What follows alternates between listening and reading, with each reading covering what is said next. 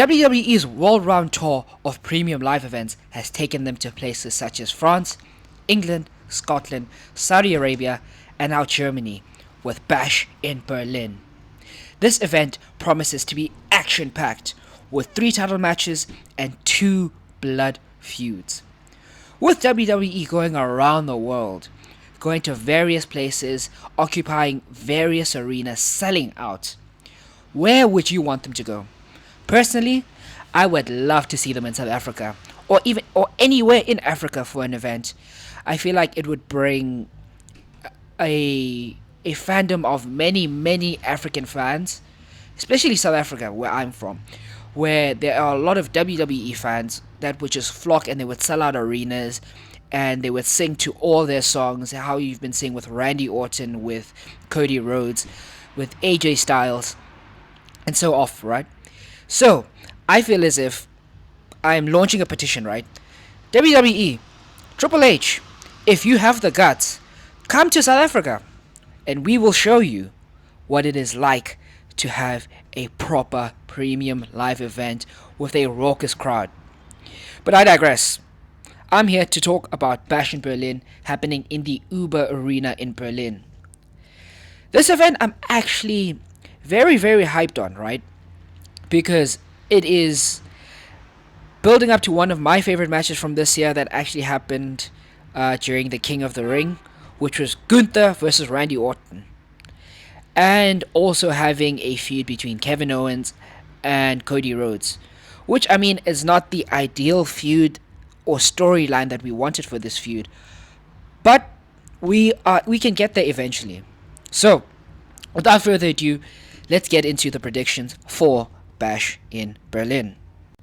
The first match we will be going through is the match between CM Punk and Drew McIntyre in a strap match.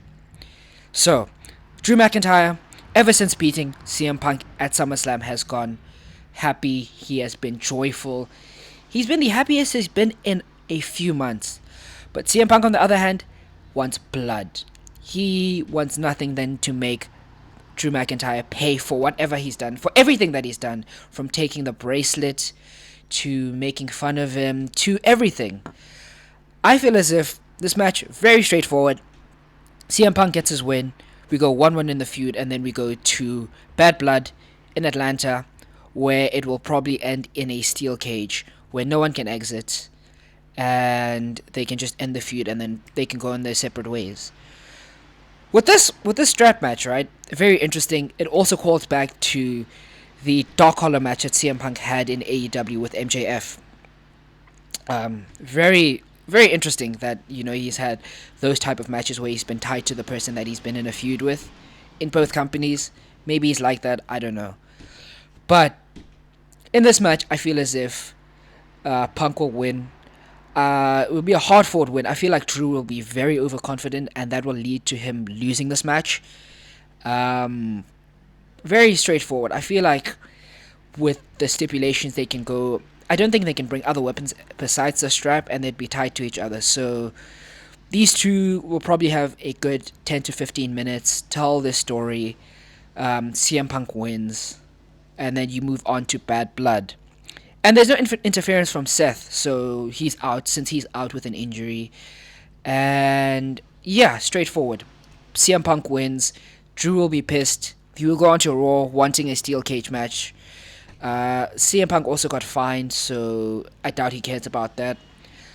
So let's move on to the next match, which is Cody Rhodes versus Kevin Owens. So with this match, it's like these people are like the friendliest people going into a fight ever. But you know where this is leading to, right? This is leading to the inevitable Kevin Owens heel turn. And I am excited for that because, one, Kevin Owens is one of, if not the best heels in the company when he is motivated, when he is given the right story, and when he's under Triple H, honestly. I can see many feuds, many things happening with this certain heel turn that he will go through. He can go into feud with people like Sami Zayn, with Jey Uso again. He can feud with the face Roman Reigns, where we can kind of flip the script on what's been happening the past few years. He can feud with a bunch of people, honestly.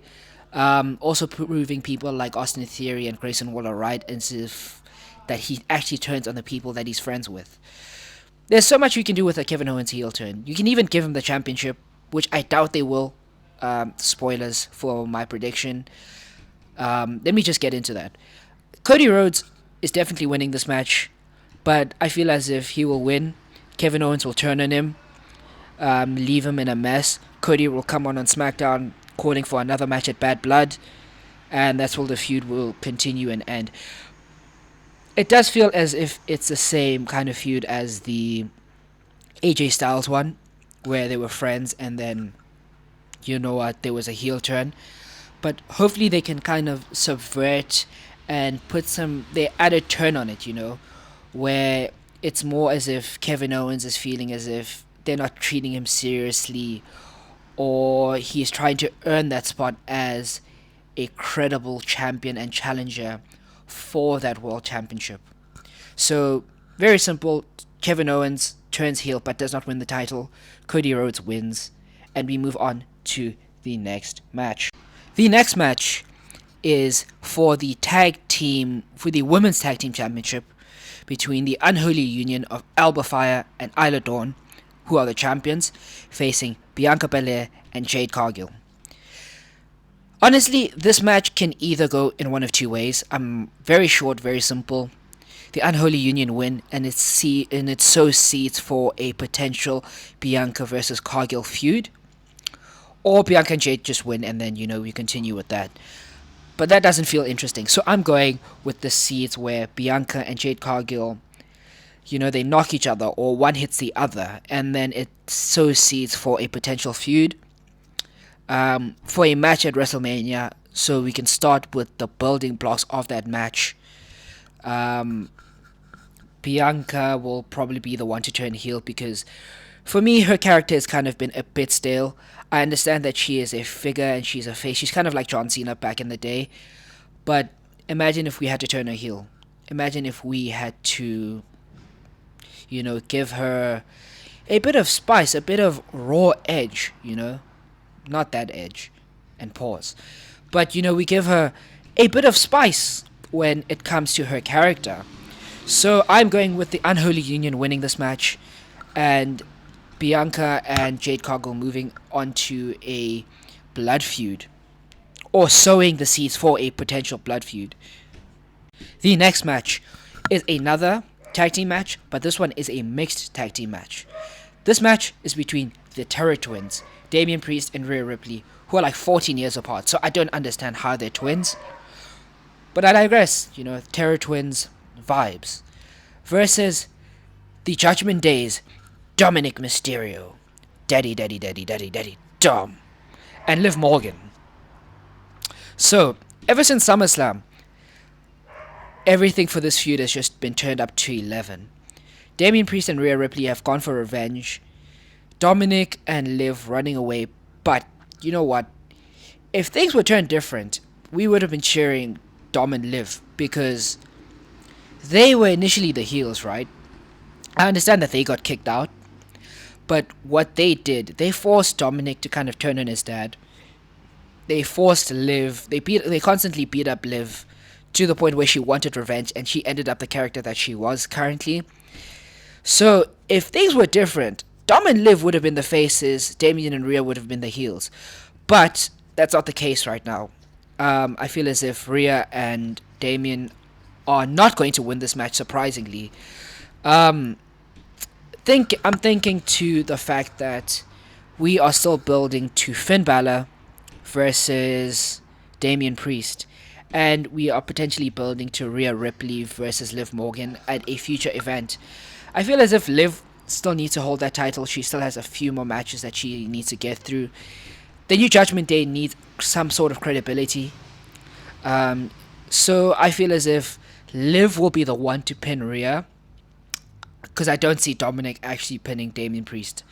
I do not see that at all. I feel as if that happens, then Damian's momentum kind of goes down.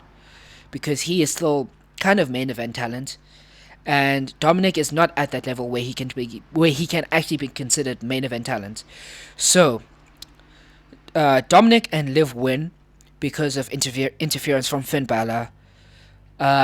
This will lead to Rhea versus Liv at Bad Blood, and Damien versus Finn at Bad Blood. And then what will happen for Dominic, right, is that he will enter into the Intercontinental Championship match, the qualifiers for that. Damien will screw him over, and then he will have to find something for him. Maybe even feud with CM Punk. That would be amazing. Dominic versus CM Punk. They've got some history there. And we move on to the final match.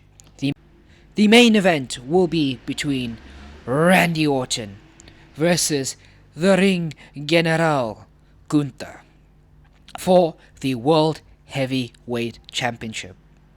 So, I don't know if you saw Randy Orton's promo on Raw recently, where he said that this match for him has a lot of standing because of the fact that his first World Championship was the actual World Heavyweight Championship. And he was the one to actually retire the World Heavyweight Championship, the big gold belt, back in the day when he won it against John Cena. So for him, it has a lot of emotional stakes. For Gunther, it's just another day. It's just another day where he has to put down a legend, honestly. With this one, it's Gunther's first defense of the World Heavyweight Championship, so I don't see him losing. I feel as if they needed a very credible challenger for Gunther, and Randy Orton was that one. He wasn't really doing much on SmackDown. So we get Gunther winning. I don't think it's going to be a squash. I feel as if it will be a very back and forth match where Randy Orton is like the perfect wrestler. If you had to picture or draw or put all the ingredients for the perfect wrestler, you'd end up with Randy Orton, right?